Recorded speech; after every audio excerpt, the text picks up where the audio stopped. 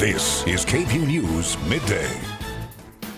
Good morning, everyone. I'm Terry Gruca. And I'm Anna Reyes. Thank you for watching KVUE News Midday. Well, if you're flying to Phoenix or know anyone else heading there, check your flights before you go. Overnight, nearly 50 flights were canceled because of extreme heat. We checked ABIA moments ago, and one flight that was scheduled to arrive from Phoenix tonight has been canceled. If you're wondering just how hot it is here, nearly 100 degrees in Phoenix at midnight. It's not nearly 100 degrees right now, but man, that makes me very thankful. I'm here in the Lone Star State. Austin, Texas can get pretty hot though. What kind of temps are we tracking today, Nathan? Yeah, temperatures are going to climb into the mid to upper 90s by the end of this afternoon. Of course, it's a dry heat, but I'm telling you, 120 degrees. It could make it towards Phoenix this afternoon, which would smash all-time records. Excessive heat warnings in effect from Phoenix all the way towards eastern areas of California and Las Vegas. 122 is the highest temperature Phoenix has ever seen, and it could come close to that for today.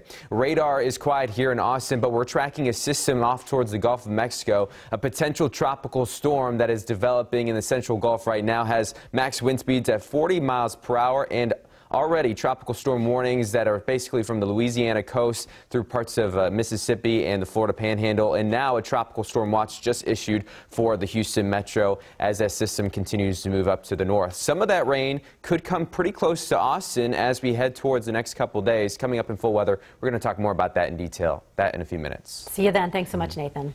Now to breaking news. We're hearing this morning from Travis County District Attorney Margaret Moore about her decision to drop all charges and declare the defendants in an infamous child sex abuse case innocent. That's right. Tony Plahetsky has been following this development and sat down with the DA just minutes ago. Tony, what's the latest? Well, Terry and Anna V, District Attorney Margaret Moore says she reviewed volumes of evidence in the case against Dan and Fran Keller, who spent 22 years in prison only to have their convictions overturned. Moore says that although there was debate among other prosecutors in her office, the decision to take the action she took this morning was ultimately hers. The Kellers were convicted of child sex abuse in 1992 and accused of performing satanic rituals on children at their in-home child care facility. But the case crumbled after a doctor who examined a girl for sexual abuse stepped forward years later and acknowledged that he had misdiagnosed her. The entire criminal case against the Kellers was built around his testimony. The state's highest criminal court has already overturned their convictions. That happened 2 years ago, and the Kellers have been free on bond since then. But the charge itself has been lingering, and Moore said after taking office in January, she had to decide what to do next. I would say that there was a very healthy discussion, and I believe it centered on the record in the case, the remaining evidence, and the law. And I am a person who appreciates hearing all sides of an issue, and that was afforded me by my staff. But in the end, it was my decision, and I made it.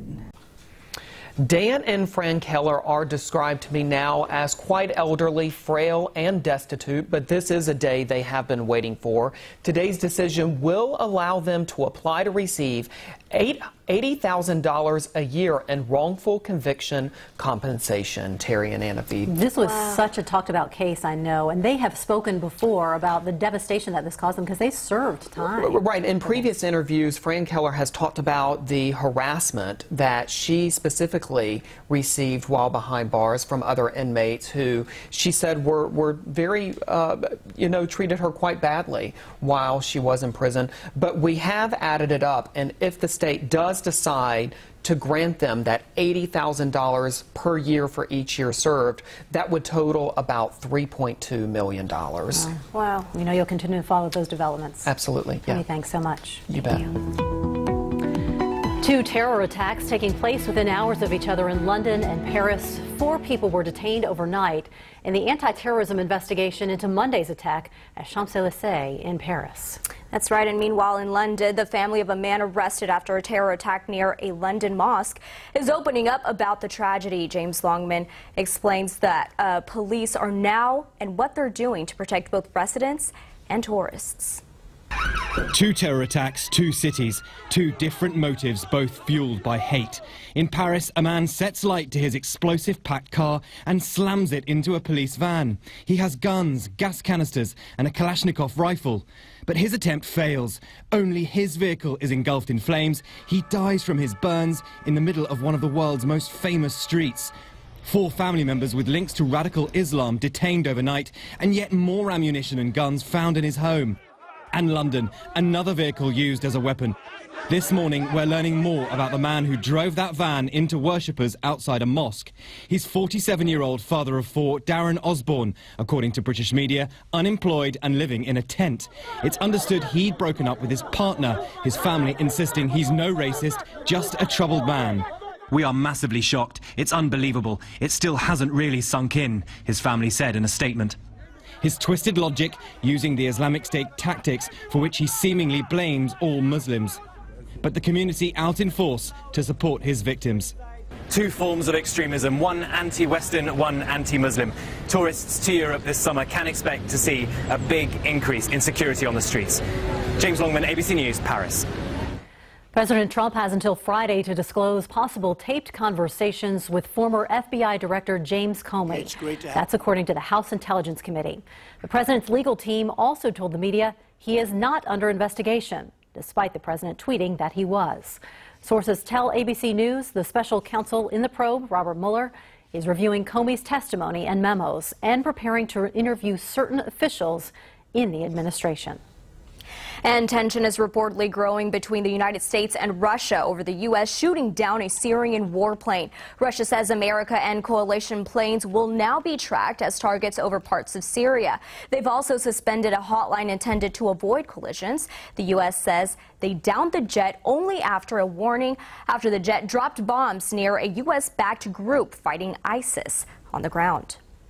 Austin leaders want a judge to step in and stop Senate Bill 4, the law which would allow police to question the immigration status of anyone they detain, takes effect September 1st. And now the U.S. Department of Justice may join the SB 4 lawsuit. No pleadings have been filed, but given President Trump's stance on immigration, Mayor Adler believes the Department of Justice will argue in favor of SB 4. Mayor Steve Adler and several members of council filed briefs with a federal court yesterday. They argue the law is unconstitutional. They also say it will hurt residents and make the city less safe.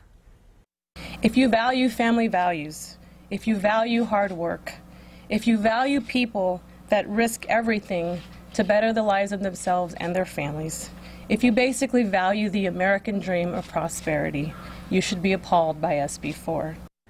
Those in favor of SB 4 do not believe it targets or discriminates against immigrants. Austin is one of several cities suing the state over SB 4 that will be in court in San Antonio next Monday. Well, quite a sight in downtown Austin this morning. 70 cadets running with interim police chief Brian Manley. This is the 136th cadet class that graduates Friday. This annual tradition takes officers through downtown and past the Texas Peace Officers Memorial, a signal of strength, unity, and service, and is quite a sight. Yeah, and interim chief Brian Manley's first time. Wow. All right, well, not even officially summer, but already the first case of West Nile discovered in Texas. Plus, a move to get you to help make improvements to Austin schools. The project's AISD is hoping you'll approve this fall.